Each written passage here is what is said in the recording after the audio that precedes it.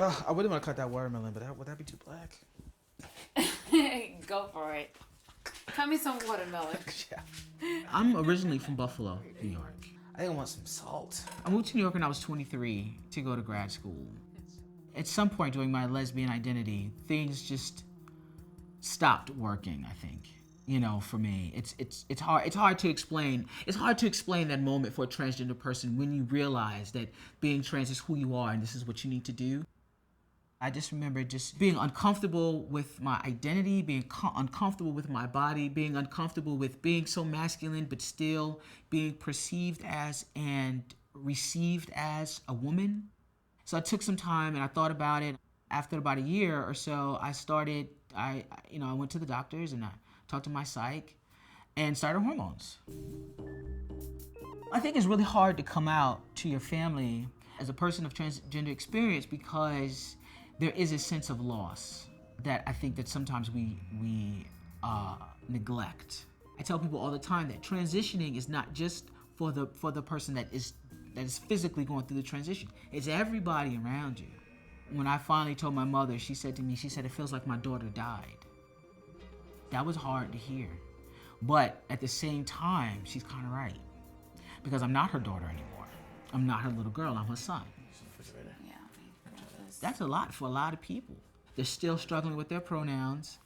And I give them that space because I know it's difficult, you know, because it took me a long time to get here, so it's going to take them a long time, right? That's me. Can I just tell you a story of how I came out to my father? I didn't come out to him. What I did was I went home and I took my girlfriend with me.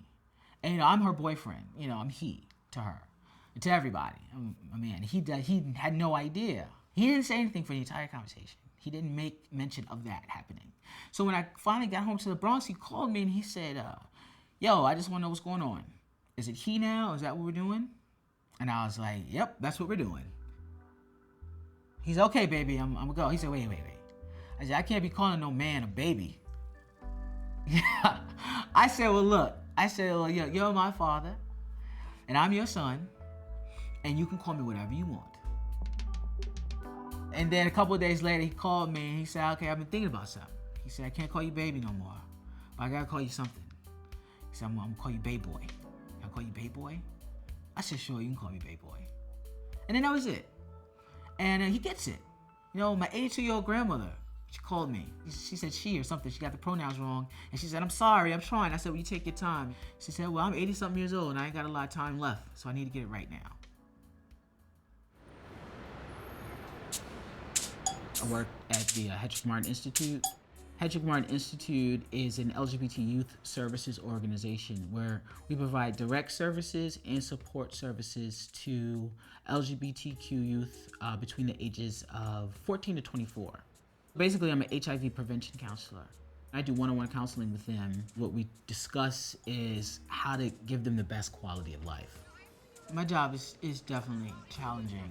There's institutional racism and there's this institutional homophobia and transphobia that exists in America and is constantly pounding out on these young people. And they're frustrated and they're angry. You know, and they're angry because of the individuals that have abandoned them in their lives. You know, they're angry at the systems that have failed them over and over and over again. You know, it's really hard to deal with that every day. You know, particularly when you break through to these young people and you see some of these kids are genius, pure black genius. That's why I think it's very important for young black men of transgender experience to create mentor relationships. So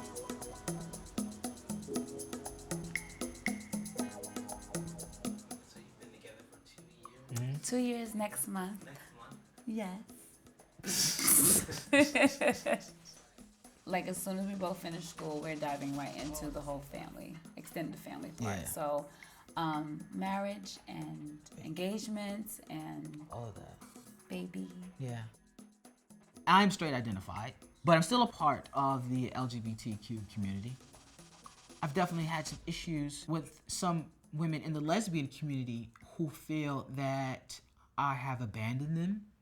You know, I've had one woman tell me that I traded in the bravery of being a butch woman for the safety of being a man, which I was like, wow. You know, I had never looked at it like that. It's not easy being a black man.